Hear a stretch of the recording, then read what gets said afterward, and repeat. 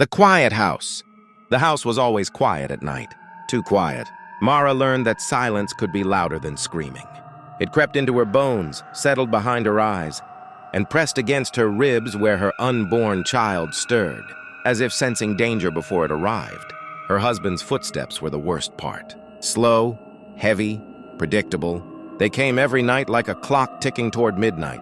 Mara used to rest her hands on her belly and whisper promises to the baby, to herself, that tomorrow would be different. Tomorrow he would be kinder.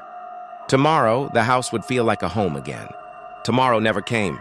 The walls watched everything. They had seen her flinch when his shadow crossed the doorway. They had heard the apologies that were never meant to heal, only to reset the cycle. The mirrors stopped reflecting her properly. They showed a woman hollowed out, eyes dim, spirit folded inward to protect what little life remained. One night the fear changed.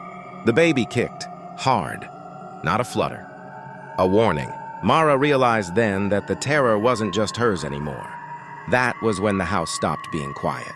A neighbor heard what the walls had swallowed for months. Sirens broke the night open like thunder. The silence shattered, and for the first time, Mara felt air rush into her lungs without fear. The house watched as he was taken away. Months passed. The fear didn't vanish immediately. Trauma lingered like a shadow that refused to leave at sunset.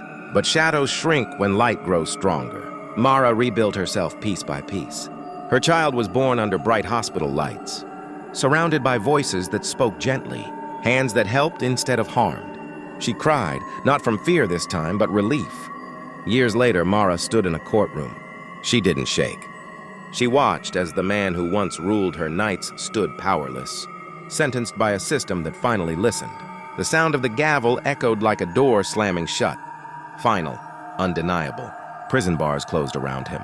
For Mara, they opened.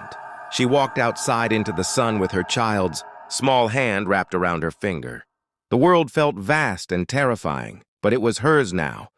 That night when she lay in bed, the house was quiet again. But this time the silence was peaceful, and for the first time Mara slept without fear, knowing the monster was caged and her future was free.